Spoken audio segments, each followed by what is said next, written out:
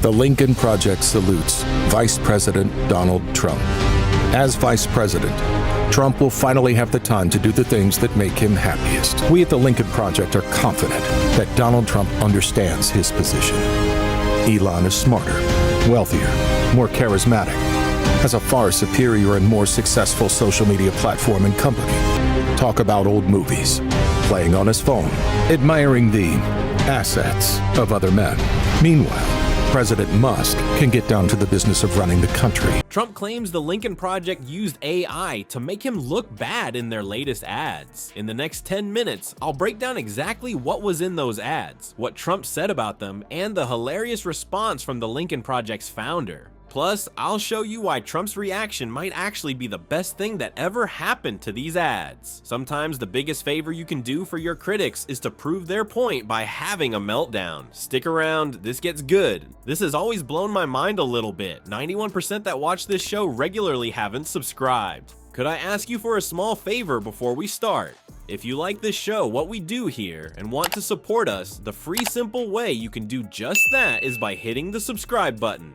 Did you hear about Trump's latest online meltdown? Our favorite orange ex-president has gone off the deep end again, this time claiming the Lincoln Project used artificial intelligence to make him look bad in their ads. America on the march. President Trump announced this month that the Gulf of Mexico is going to become the Gulf of America. Can Jimmy have some freedom fries with that? Who controls the computer systems that decide if you get your tax refund, or disaster relief, or Medicare benefits?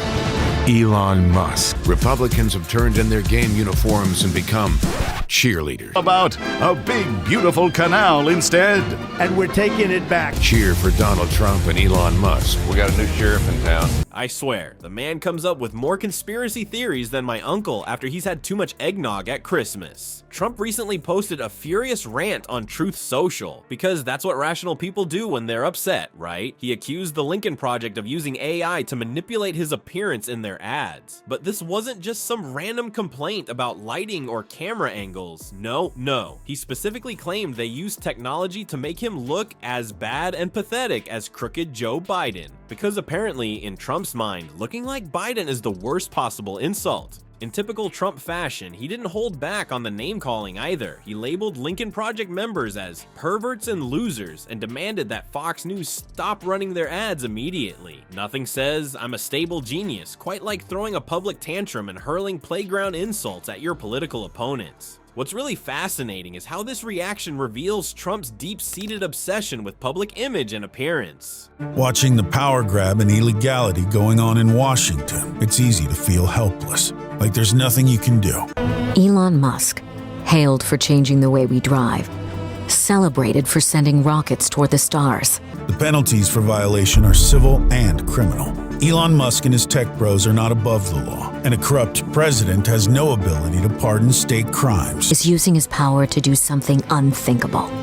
He's slashing funding for life-saving medicine and science, shutting down cancer and Alzheimer's research, solutions for childhood diseases. The man simply cannot handle being portrayed as old or weak. It's like watching someone who spent their whole life as the high school quarterback have a breakdown when they can't fit into their letter jacket at the reunion. His immediate knee-jerk reaction shows just how sensitive he is about any suggestion that he might be showing signs of age or weakness. Instead of addressing what the ads actually say about his policies or actions, Trump immediately jumps to conspiracy theories about technological manipulation. It's his go-to defense mechanism when confronted with criticism. Psychologists might call this a classic deflection strategy. When someone can't confront their own shortcomings, they blame external factors. In Trump's case, it's always someone else's fault. The technology, the media, the deep state, or the radical left. Never ever his own behavior or policies. This pattern is consistent with his history of labeling unfavorable coverage as fake news or part of a witch hunt. Remember when he claimed the media manipulated photos to make his inauguration crowd look smaller? Same playbook, different day. The man has more conspiracy theories than my aunt has cat pictures on Facebook.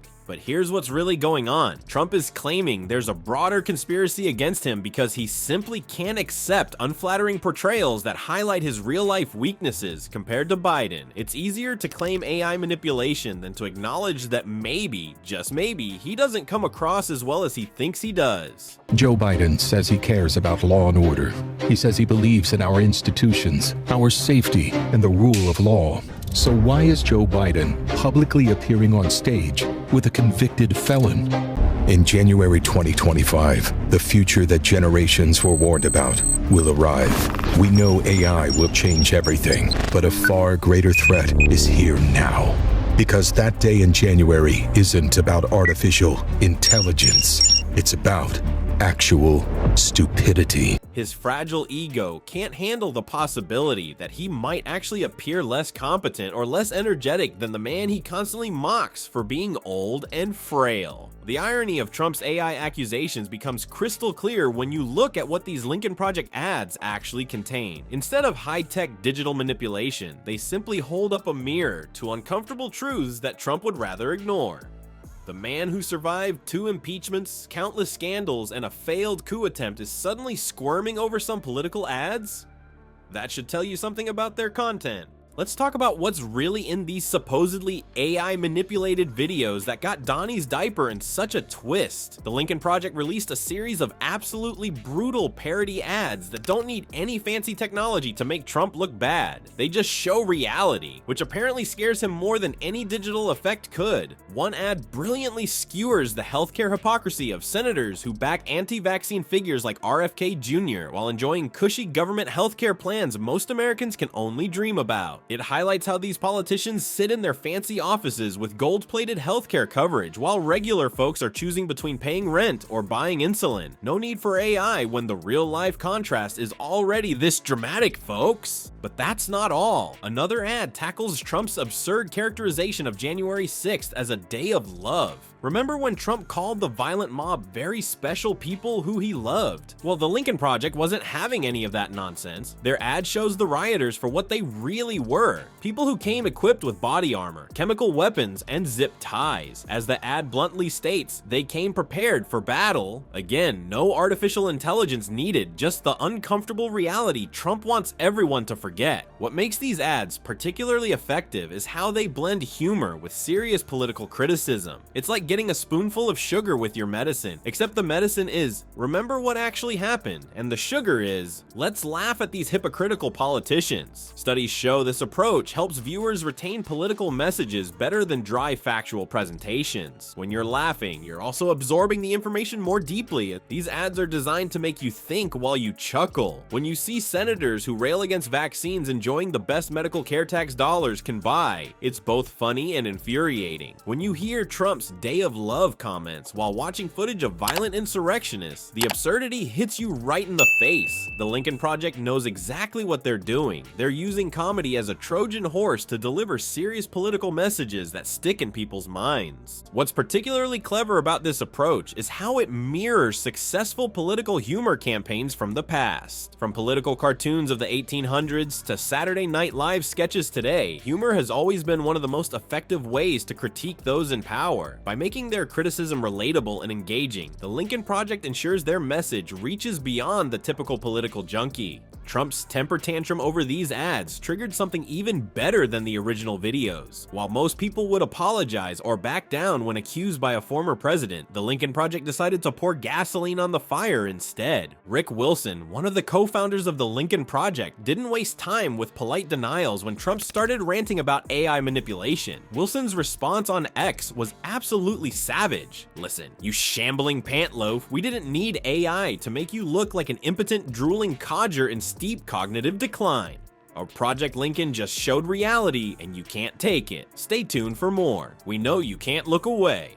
Let's pause and appreciate shambling pantloaf for a moment. That's not your everyday political insult. That's the kind of creative roasting that makes ordinary political mudslinging look like compliments at a church picnic. Wilson didn't just deny using AI. He basically told Trump, we don't need fancy technology to make you look bad when you're doing such a fantastic job of it yourself.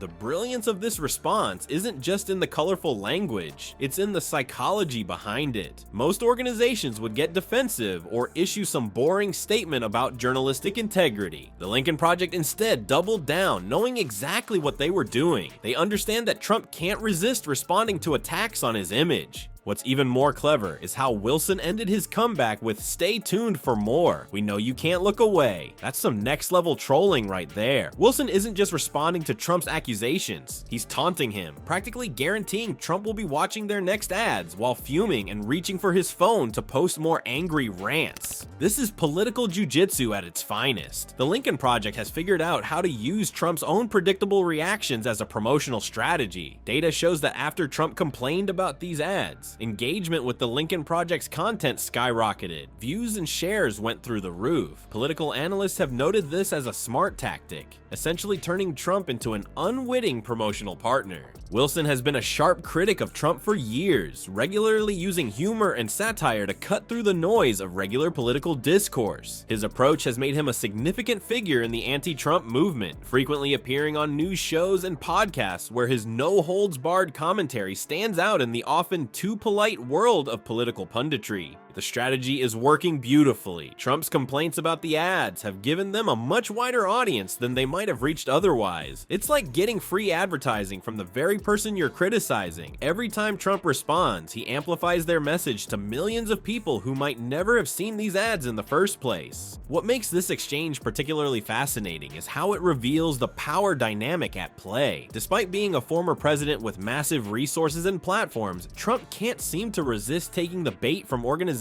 like the Lincoln Project. Every angry post or demand that Fox News stop running these ads only serves to highlight his thin skin and draw more attention to the very content he wants suppressed. The most telling part of Trump's meltdown wasn't his AI conspiracy theory. It was his bizarre comparison to Biden. While most politicians worry about looking corrupt or incompetent, Donnie Diaper seems terrified of appearing old and frail. For a guy who's built his entire political identity around being the strong man alternative to Sleepy Joe, the Lincoln Project ads hit him right where it hurts most. Let's be real about what's happening here. Trump has made attacking Biden's age and mental fitness the cornerstone of his campaign strategy. Every rally, every social media post, every interview features some variation of "Biden is too old and confused to lead." It's not just a passing jab, it's his primary argument for why he should return to office.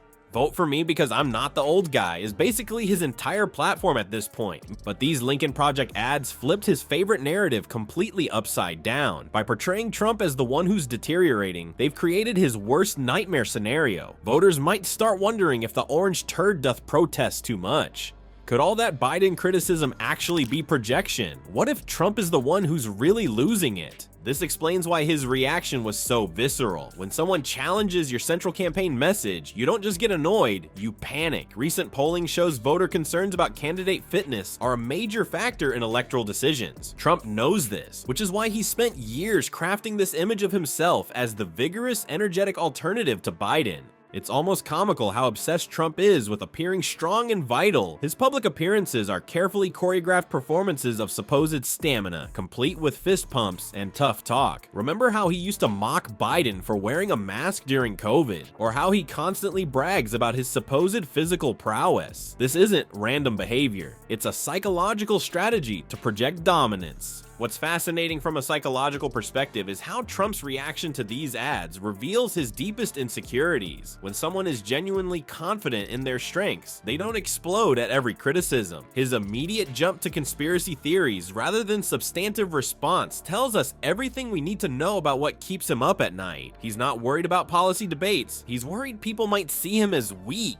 The irony here is delicious. By overreacting so dramatically, Trump has essentially admitted that the comparison to Biden terrifies him. If he truly believed voters saw him as more capable than Biden, why would he care about these ads? Why not laugh them off? Instead, his panicked response betrays his fear that maybe, just maybe, the Lincoln Project is showing people something true that he's been desperately trying to hide. This whole episode perfectly illustrates how modern political battles are waged through perception rather than policy. Trump rarely talks about detailed plans or substantive ideas anymore. His campaign is almost entirely built on vibes, feelings, and perceptions of strength versus weakness. The Lincoln Project clearly understands this dynamic, which is why they targeted him exactly where it would sting most. So there we have it, folks. Our Orange ex-president had a full-on meltdown over some TV ads that didn't even need fancy tech wizardry to make him look bad.